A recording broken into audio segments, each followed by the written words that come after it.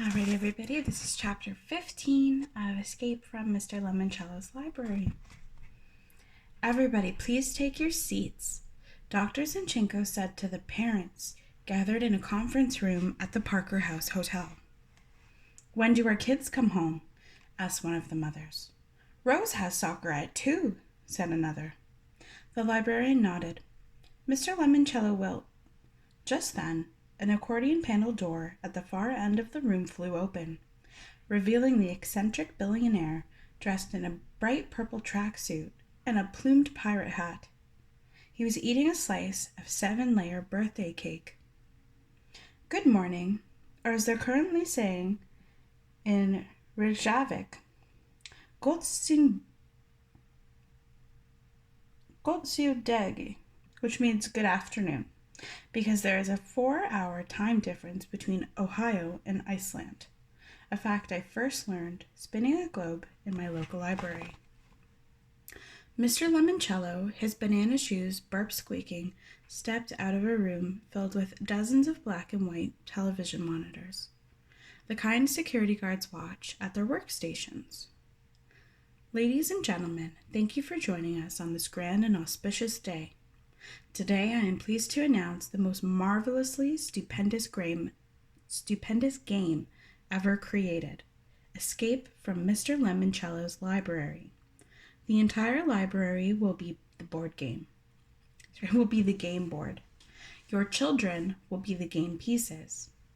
The winner will become famous all over the world. How? Asked one of the fathers. By starring in all of my commercials this holiday season. TV, radio, print, billboards, cardboard cutouts, and toy stores. His or her face will be everywhere. Miss Daly raised her hand. Will they get paid? Oh, yes. In fact, you'll probably want to start calling me the giver. And what exactly does Haley have to do to win? Escape from the library.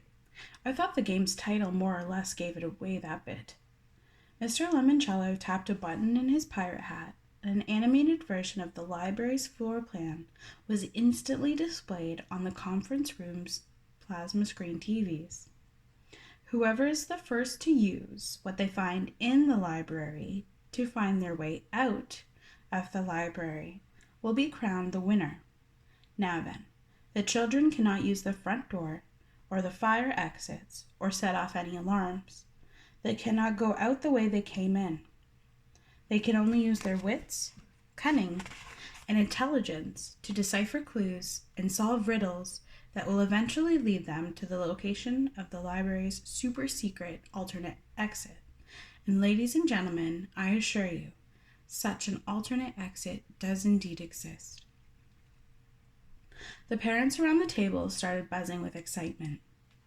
Participation, of course, will be purely optional and voluntary, said Mr. Lemoncello, clasping his hands behind his back and stalking around the room. Several parents pulled out cell phones. And please, do not attempt to phone, email, text, fax, or send smoke signals to your children, encouraging them to enter the competition. We have blocked all communication into and out of the library. Only those who truly wish to stay and play shall stay and play. Anyone who chooses to leave the library will go home with lovely parting gifts and a souvenir pirate hat very similar to mine. They'll also be invited to my birthday party tomorrow afternoon. He held up his crumb-filled plate. I've been sampling potential cake candidates for breakfast. Miss Keegan crossed her arms over her chest. Will this game be dangerous? No, said Mr. Lemoncello.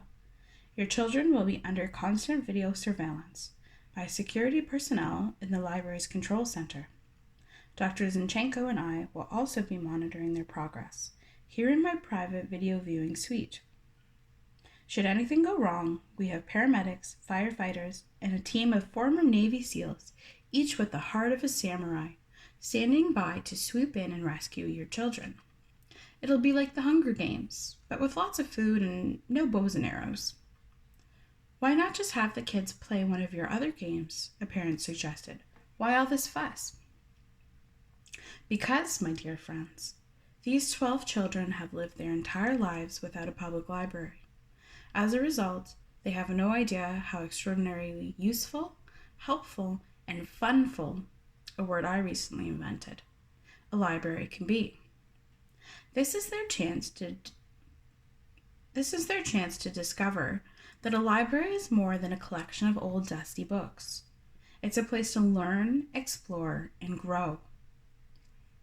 Mr. Lemoncello, I think what you're doing is fantastic, said one of the mothers. Thank you, said Mr. Lemoncello, bowing and clicking his heels, which made them buck like a chicken. If any of you would like to check up on your children, announced Dr. Zinchenko, please join us in the adjoining room.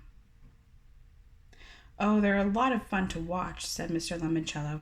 However, Mr. and Mrs. Keeley, I'm afraid your son Kyle does not enjoy the theme song from Rocky quite as much as I do. And there's the end of chapter 15. So we've got a little bit of an idea of what we'll be doing in the next few chapters, and we'll be keeping an eye out for those clues soon so we can solve them all together. Thanks.